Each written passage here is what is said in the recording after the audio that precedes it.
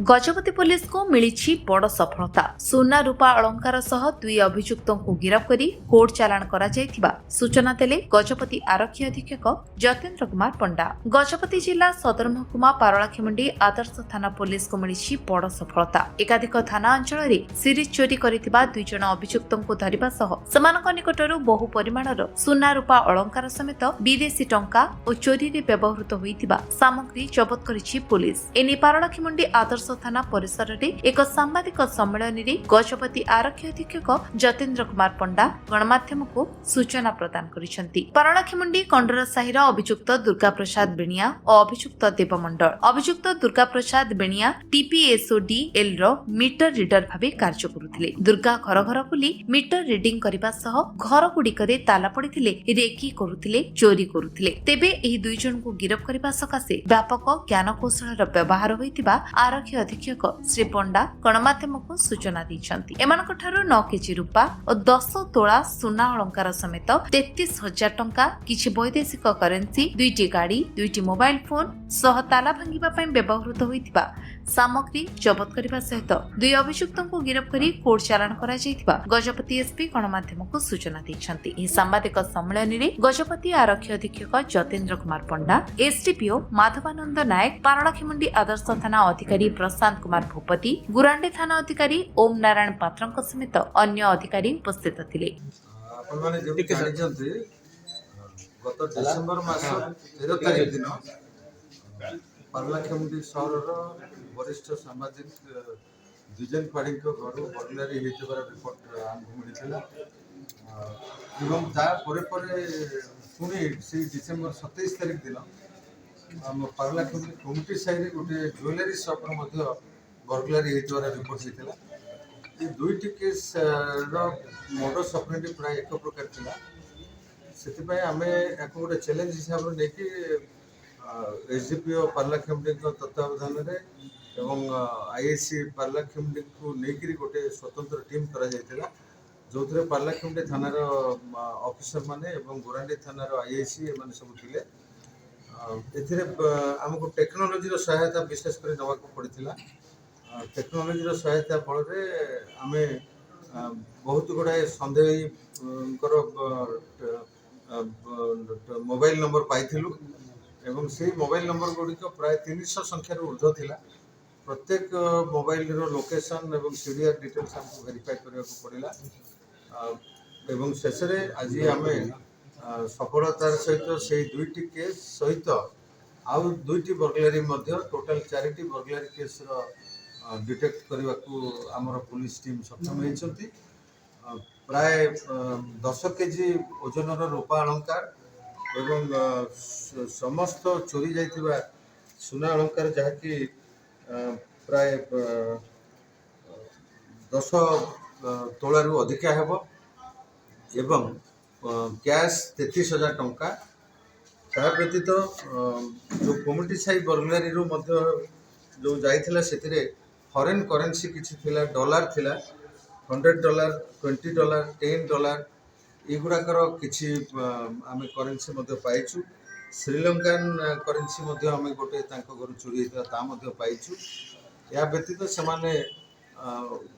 चोरी कर व्यवहार करिथिबा मोटरसाइकिल को आम जबत करिछु एवं सेमानकर मोडस ऑपरेंडी रहउथला जे सेमाने जेतेबेले घरर लोक माने के न रहंती तार सुजोग नेकरी सेमाने घरर पछपटू बाथरूम रो स्काईलाइट ये सब को सहारा करके घर भीतर पशि था एवं घर भीतर थिबा वैल्यूएबल्स को सेमाने नहीं किछि निजे खर्च करती एवं किछि विभिन्न फाइनेंस कंपनी रे मध्य से सुना को बंधक पकाती।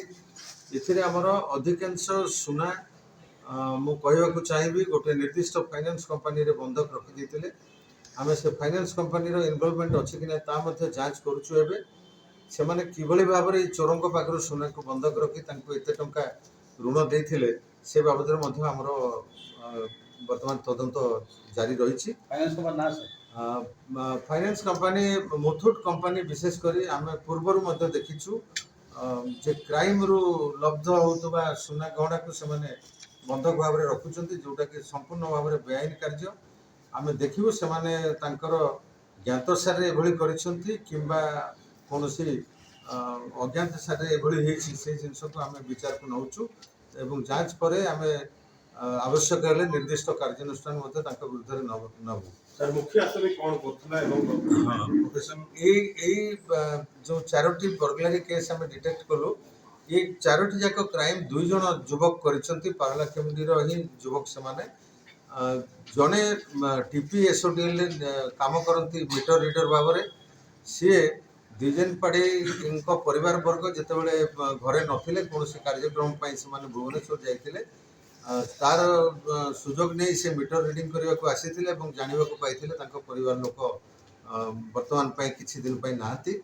ଏହାର ସୁଯୋଗ ନେଇ ସେ ଯେହେତୁ ପୂର୍ବରୁ ଆସୁଥିଲେ ଘରର ଟୋପୋଗ୍ରାଫି ତାଙ୍କୁ ଜଣାଥିଲା ତେଣୁ ରାତିରେ ସେମାନେ ଘରର ପଛପଟୁ ବାଥରୁମ୍ର ସ୍କାଇଲାଇଟ୍ ଭାଙ୍ଗିକିରି ପଶିକିରି ତାଙ୍କ ଘରୁ କରିଥିଲେ। ସେଇଭଳି ଅନ୍ୟ 3ଟି ଯାକ ମଧ୍ୟ ସେମାନେ ସେଇ ପ୍ରାୟ ସମାନ ଢଙ୍ଗରେ କରିଥିଲେ। ଘରେ ପଶିଲା ପରେ ସେମାନେ ସିନ୍ଧି କାଠିର ବ୍ୟବହାର କରୁଥିଲେ। ସିନ୍ଧି କାଠି ଦ୍ୱାରା ସେମାନେ ଆଲମିରା ଭାଙ୍ଗି ଦେଉଥିଲେ ଏବଂ ଆଲମିରା ଭିତରେ ଥିବା ଜିନିଷପତ୍ର ତଲାସି କରିକିରି ସେଥିରୁ ପାଉଥିବା ସୁନା ଗହଣାକୁ ନେଉଥିଲେ। ସେଇ 2 ଜଣଙ୍କୁ ଆମେ ଆଜି ସେମାନେ ଯେଉଁ ଟିପିଏସ୍ଓଡିଏଲ୍ର ଯିଏ ମିଟର ରିଡର ସେ ହେଉଛନ୍ତି ମୁଖ୍ୟ ନାୟକ ଏଇ କ୍ରାଇମ୍ର। ତାଙ୍କ ନାଁ ହେଉଛି ଦୁର୍ଗା ପ୍ରସାଦ ବେନିଆ। ସେ କଣ୍ଡରା ଷ୍ଟ୍ରିଟ୍ ପାରଳାଖେମୁଣ୍ଡିର ଏବଂ ତାଙ୍କ ସହିତ ତାଙ୍କର ସହଯୋଗୀ ଦେବ ମଣ୍ଡଳ ସେ ମଧ୍ୟ ସେଇ କଣ୍ଡରା ଷ୍ଟ୍ରିଟ୍ ପାରଳାଖେମୁଣ୍ଡିର ବାସିନ୍ଦା। ଏ 2 ଜଣଙ୍କୁ ଆମେ ଗତକାଲି ଗିରଫ କରିଛୁ। ଆଜି ସେମାନଙ୍କୁ କୋର୍ଟ ଚାଲାଣ କରାଯିବ। ଦେଖନ୍ତୁ ମୁଁ ଆପଣଙ୍କୁ ଯେମିତି କହିଲି ଆମର ଅଧିକାଂଶ ଚୋରି ଯାଇଥିବା ସୁନା ଗୁଡ଼ିକୁ ଆମେ ମୁଥୁଟ୍ ଫାଇନାନ୍ସରୁ ରିକଭରି କରିଛୁ। ଆଉ ମଧ୍ୟ କିଛି ରହିଛି ଇଣ୍ଡିଆନ୍ ଓଭରସିଜ୍ ବ୍ୟାଙ୍କରେ ମଧ୍ୟ ଆହୁରି ପ୍ରାୟ 2 ତୋଳା ସୁନା ରହିଛି। ତାକୁ ଆମେ ଯେହେତୁ ଛୁଟି ପଡ଼ିଗଲା ଆମେ ଆଜି ତାକୁ ସିଜର କରିପାରୁନୁ। ଆସନ୍ତାକାଲି ଆମେ ତାର ପ୍ରକ୍ରିୟା ଆରମ୍ଭ କରିବୁ ଏବଂ ଯଦି ଅନ୍ୟ ସୁନା ଦୋକାନୀ କଥା କହୁଛନ୍ତି ତାହେଲେ ଅନ୍ୟ ସୁନା ଦୋକାନୀ ବାବଦରେ ଆମେ ତଦନ୍ତ ନିଶ୍ଚିତ କରିବୁ।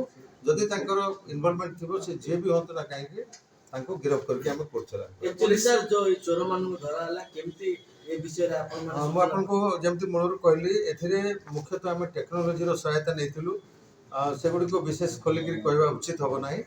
सर सेमाने किछि टेक्नोलॉजी यूज करथि जोन चोर माने किछि टेक्नोलॉजी यूज करथि लोकेशन जानिया पे ନାଇଁ ଚୋରମାନେ କୌଣସି ଟେକ୍ନୋଲୋଜି ୟୁଜ୍ କରିନାହାନ୍ତି। ସେମାନେ ସିଧାସଳଖ ଘରର ଇନମେଟ୍ସ ମାନଙ୍କର ଆବସେନ୍ସକୁ ଲକ୍ଷ୍ୟ କରିକି ଆସନ୍ତି ଏବଂ ସେଇ ତାର ସୁଯୋଗ ନେଇକି ସେମାନେ କ୍ରାଇମ୍ କରନ୍ତି। सर जेहेतु टीपीएसओडीएल जड़े कर्मचारी एथिरे संपृक्त थिबा स्पष्ट होछि तो एनी तांको माने अन्य जो कर्मचारी अछंती सेमानकु सचेतन करबा किबा सेभଳି आ किछ करिया पे चिठी टीपीएसओडीएल ନିଶ୍ଚିତ ଭାବରେ ଏହା ଦ୍ୱାରା ମୁଁ ଜନସାଧାରଣଙ୍କୁ ମଧ୍ୟ ଜଣାଇବାକୁ ଚାହିଁବି ଯେଉଁମାନେ ମିଟର ରିଡିଂ କରିବାକୁ ଆସୁଛନ୍ତି କ୍ଷୀର ବିକିବାକୁ ଆସୁଛନ୍ତି କିମ୍ବା କୋରିଅର ନେଇକି ଆସୁଛନ୍ତି ମ୍ୟାଗି ସ୍ୱିଗିରେ କାମ କରୁଛନ୍ତି ଆସୁଛନ୍ତି ସେମାନଙ୍କୁ ଟିକେ କେୟାରଫୁଲ ରହିବା ଦରକାର ଯେ ସେମାନେ ଯେହେତୁ ଫ୍ରିକ୍ୱେଣ୍ଟଲି ଆସନ୍ତି ଗୋଟେ ଘରକୁ ଘରର ଭଲ ମନ୍ଦ ସେମାନେ ଜାଣିବାକୁ ସୁଯୋଗ ପାଇଥାନ୍ତି ତେଣୁ ସେମାନଙ୍କ ପ୍ରତି ସମସ୍ତେ କେୟାରଫୁଲ ରହିବା ଦରକାର। ନିଶ୍ଚିତ ଭାବରେ ଆମେ ଟିପିଏସ୍ଓଡିଏଲ୍କୁ ମଧ୍ୟ ଚିଠି କରିବୁ ଯେ ତାଙ୍କର କର୍ମଚାରୀ ଏଇଭଳି କ୍ରାଇମ୍ରେ ଲିପ୍ତ ରହୁଛନ୍ତି ତେଣୁ ସେ ମଧ୍ୟ ସେ ଦିଗରେ ସଚେତନ ହେଇକି ତାଙ୍କର କର୍ମଚାରୀମାନଙ୍କୁ ଉଚିତ ଶିକ୍ଷା ଦେଇକରି ପଠାଇବେ। ଗଜପତିରୁ ରେଣବାଳା ବେହେରାଙ୍କ ରିପୋର୍ଟ ବିଶ୍ୱ ବିଜୟ ନ୍ୟୁଜ୍ ଓଡ଼ିଶା।